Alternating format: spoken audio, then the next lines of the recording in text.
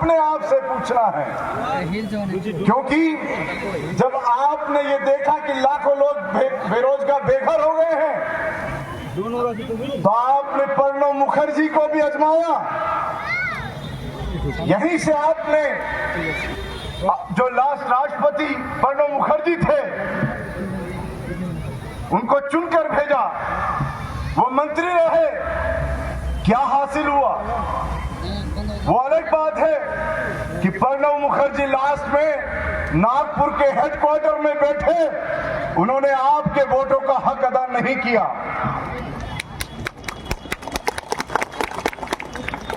दो मंत्री अब्दुल सत्तार, अब्दुल गनी चौधरी, क्या इंसाफ दिलाए? ये सवाल करना है। जब आप सवाल करने लगेंगे तो आपको मीर जाफर नजर आएंगे। पांच मेंबर ऑफ पार्लियामेंट मुर्शिदाबाद और मालदा से चुनकर भेजते हैं। कितने आवाज संसद में उठाए हैं, कैसे इंसाफ मिलेगा? आज भी हम जाग सकते हैं, इंसाफ को हासिल कर सकते हैं, लेकिन एक अज़म लेना पड़ेगा। और ये अज़म बात करने के लिए बात नहीं हो, क्योंकि काम से काम होता है, बात से सिर्फ बात होती है।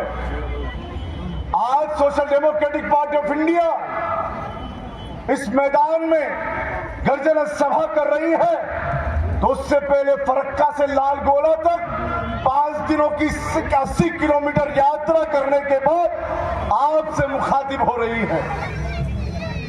और ये जो यात्रा है, लाल गोला में रोकने के लिए नहीं है, वहां के लोगों को इंसाफ मिलने तक, वहां पर रिवर फ्रंट, वहां पर जब तक उस कटाव को नहीं रोका जाता, तब तक social democratic party of India चैन की सांस नहीं लेगी।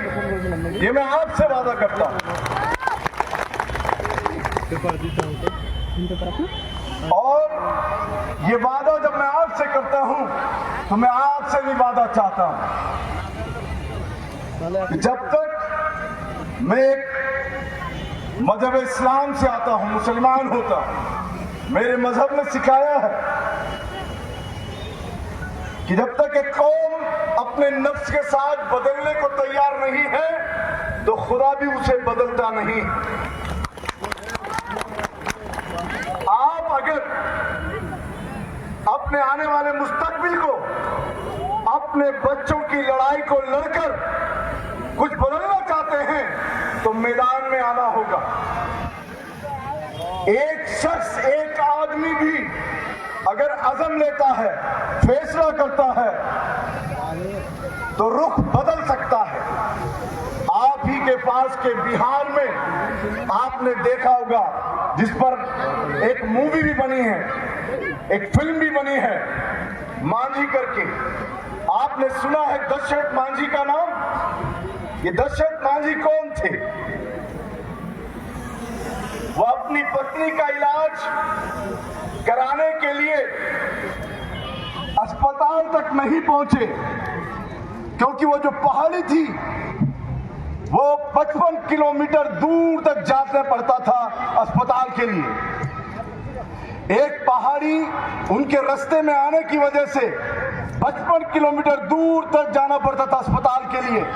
जब अपनी बीवी को, अपनी पत्नी को इलाज के लिए लेके जाने लगे, तो रास्ते में ही पत्नी ने दम तोड़ दिया।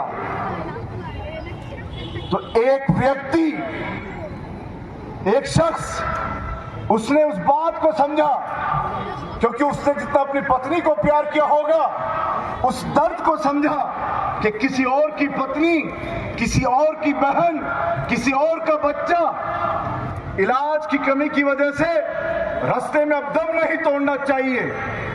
वो अकेले आदमी को लोगों ने पागल समझा। 22 वर्ष, 22 साल एक पहाड़ी को हथौड़ी से लेके तोड़ता रहा। वो दीवाना एक दिन रास्ता बना के 55 किलोमीटर को, उस रास्ते को 55 किलोमीटर से 15 किलोमीटर में तब्दील किया। वो था दशरथ मांझी।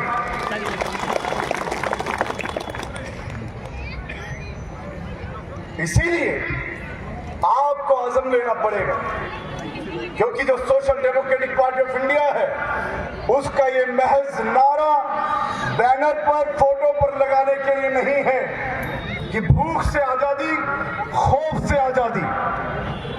भूख क्या होती है? भूख हर वो एक आवश्यकता जो आपके पास नहीं है। आपके पास रोटी नहीं है तो रोटी की भूख है, आपके पास पहनने को कपड़ा नहीं है तो वो कपड़े की भूख है, आपके सर पर छत नहीं है तो वो मकान, आपके सर के साये की भूख है, आप अच्छा स्वास्थ्य नहीं है तो आपको स्वास्थ्य की भूख है, आपके पास अच्छी शिक्षा नहीं है तो शिक्षा की भूख है। इसी तरह से जो लोग बेघर हो गए हैं, जिनकी जमीनें नहीं है, तो उनकी जमीन की भूख से आजादी भी ये social democratic party of India इस भूख से आजादी के नारे के साथ दिलाएगी इंशाअल्लाह। और ये भूख से आजादी 3टा वीडियो बनाए तो आपको खौफ से आजाद होने पर मिलेगी। आज देश में भूखमरी है, हंगर इंडेक्स में हम लोग बांग्लादेश और नेपाल से भी नीचे आ रहे हैं। हंगर इंडेक्स में, भूखमरी में महिलाओं के रेप हो रहे हैं आए दिन, उसका ग्राफ ऐसे बढ़ रहा है। खास तौर पर इस बीजेपी गवर्नमेंट के अंदर इंसाफ नहीं मिल रहा है। किसान सिंधु बॉर्डर पर दिल्ली में अपनी जानें दे रहे हैं, सैकड़ों किसान पहले खो दिए, अभी फिर किसान अपने हक को पाने के लिए बैठे हैं क्योंकि उन्हें इंसाफ नहीं मिल रहा है। हमारी बहनों का हाल मैंने बताया कि निर्भया से अब आया, अभी तक रोज बरोज उनको इंसाफ नहीं मिल रहा है।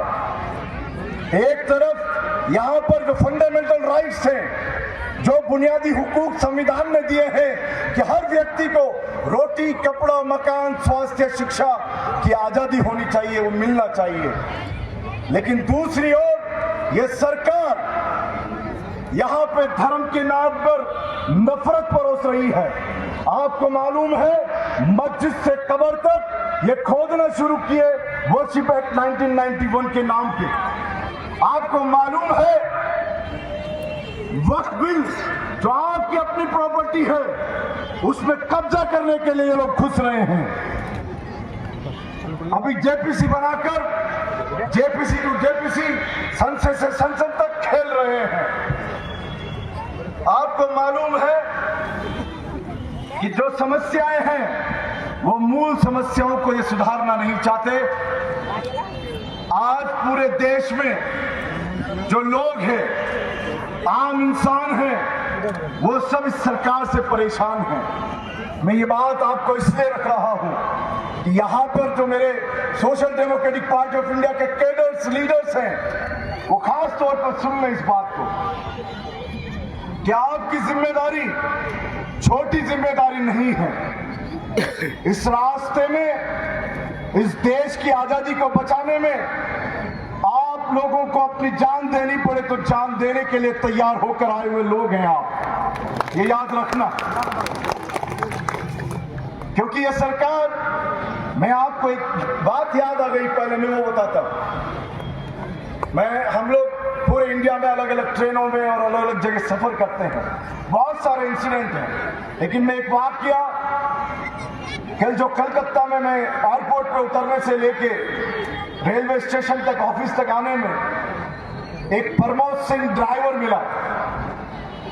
वो प्रमोद सिंह अपनी व्यथा बोल रहा है कि ये सरकारें क्या कर रही है साहब, हमको सही तौर पर मजदूरी नहीं मिल रही। हम बिहार से यहाँ काम करने आए हैं और बंगाल के लोग अलग अलग जगहों पर जाकर मजदूरियां कर रहे हैं। जैसे जो यहाँ पर फरक्का, मुर्शिदाबाद के लोग जो बेघर हुए हैं, अलग अलग जाके मजदूरियां कर रहे हैं। बोले हमें खाने की मुसीबत है, हमें बच्चों को पढ़ाने में मुश्किल हो रही है, हम उनको अच्छी शिक्षा नहीं दे। এসডিপিআই একটা লড়াকু সংগঠনের নাম। এসডিপিআই একটা প্রতিবাদী একটা সংগ্রামের নাম। এসডিপিআই নির্যাতিতদের মুক্তির যে ডাক, সেই ডাকের নাম এসডিপিআই হচ্ছে ক্ষুধা ও ভয় থেকে মুক্তির লড়াইয়ের নাম। তাই আমরা জনগণের পাশে আছি, থাকবো।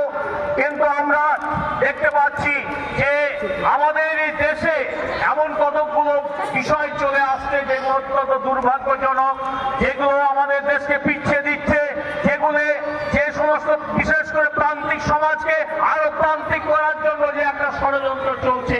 আমরা ভারতবর্ষের বুকে যদি দেখি তাহলে পরে যে প্রান্তিক সমাজ